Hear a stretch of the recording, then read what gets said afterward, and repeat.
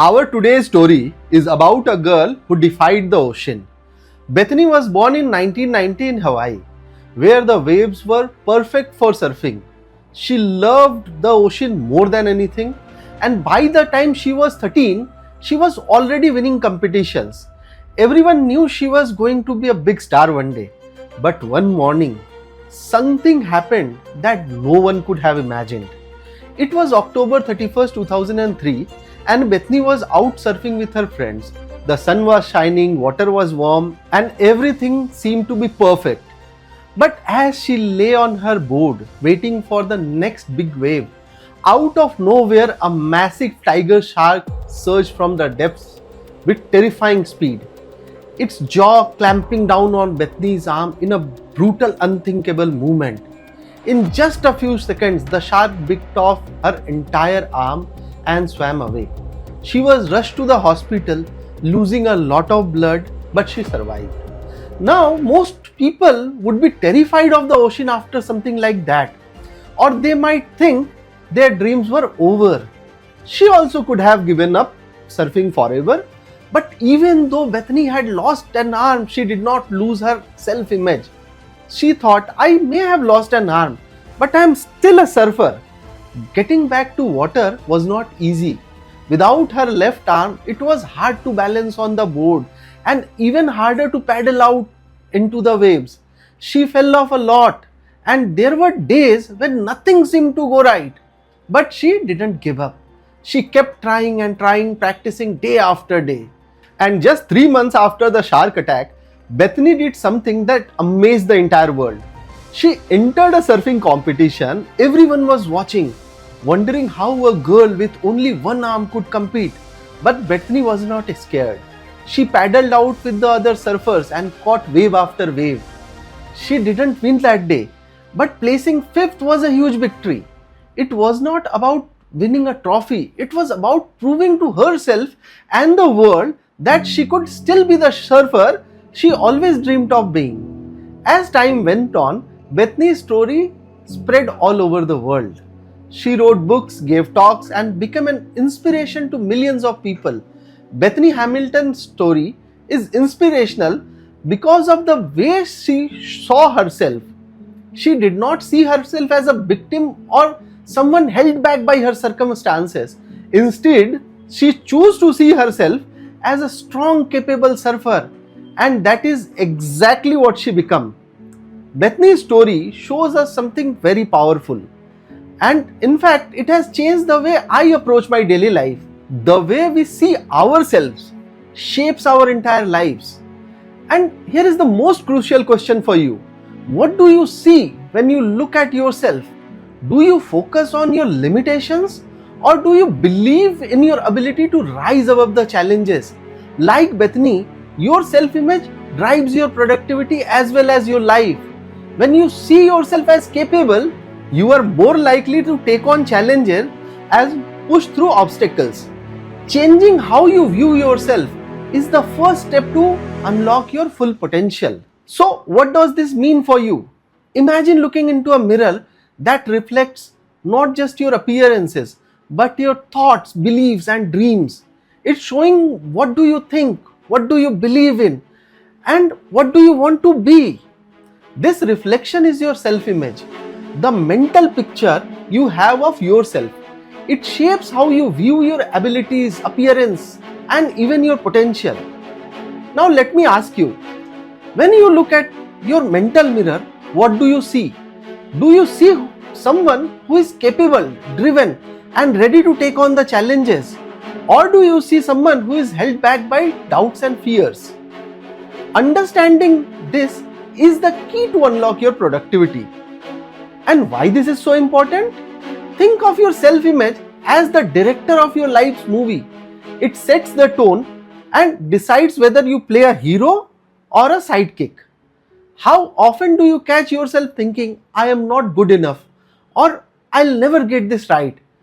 If you see yourself as capable and productive, you will act in the ways that align with that belief. But if you see yourself someone who always falls short, you will struggle to take on challenges and reach your potential. Your self-image is the accumulation of your beliefs about yourself. It is shaped by the thoughts you have about your abilities, your worth, your potential. It is formed from your experiences, feedback about you from others, and the internal dialogue you maintain. These beliefs are like building blocks, creating a mental picture of who you are and what you can achieve. And here is where it gets interesting. There is a psychological concept called a self-fulfilling prophecy. This means the belief you hold about yourself can drive you to act in ways that make those beliefs come true. If you believe you are productive and capable, you are more likely to take actions that reinforce that belief. But what happens if you believe the opposite? Your actions or lack thereof might confirm that negative belief. Imagine you have two friends. One of them believes in ghosts and other does not, and keep them in the same room in the night. And in midnight, there is a bang on the window. Person who believes in ghosts is terrified. He starts saying Ram Ram Ram Ram or Lord save us from evil. The person who does not believe in ghosts, he wakes up, thinks it's a wind, and again sleeps back. The same noise, the same scenario, but it is the belief in their mind that ruins one's life. Now you will think that okay, I feel good, positive belief system, positive self-belief, this is all good. But what is the magic behind this which connects it to success? Let me tell you, there is no magic. It actually leads to a greater productivity, thus a higher degree of success. Think about the last time you felt really confident. How did it affect your work, your approach to challenges? A positive self-image fosters a growth mindset, the belief that you can improve through effort and learning. And with this mindset, you are more likely to push through challenges, stay focused on your goals, and be more productive. On the flip side, a negative self-image leads to limiting beliefs. Have you ever caught yourself thinking, I am not good enough or I can't succeed? These beliefs create a mental block, making it hard to start tasks or stay focused. They can also lead to procrastination, means putting off tasks because you are afraid of failing or you don't believe you can do them at all. People with a negative self-image struggle with perfectionism or a fear of failure. Does this sound familiar? You might freeze up, fearing any mistake will confirm your negative self-view, which can paralyze and stall progress. This is why it is crucial to work on cultivating a positive self-image. It directly influences your productivity and your success. So now the question arises, how do you cultivate a positive self-image? See, start with self-affirmations. These are positive statements you repeat regularly, like I am capable or I am a productive person. And over time, these affirmations help you reinforce a positive self-image and boost your confidence.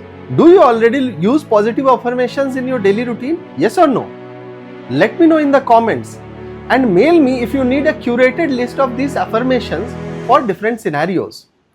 Another powerful strategy is to visualize your best self. Can you picture what your ideal day looks like? Take a few minutes each day to imagine yourself being productive, confident, and successful. Picture how you would act, feel, and what would you accomplish. This mental rehearsal helps build a stronger, more positive self-image. Reflecting on past successes is also crucial. When was the last time you really celebrated a win, no matter how small? When you acknowledge what you have achieved, it reinforces the belief that you are capable of success. It's like creating a positive feedback loop. When you believe in yourself, you are more likely to succeed, which then reinforces that belief.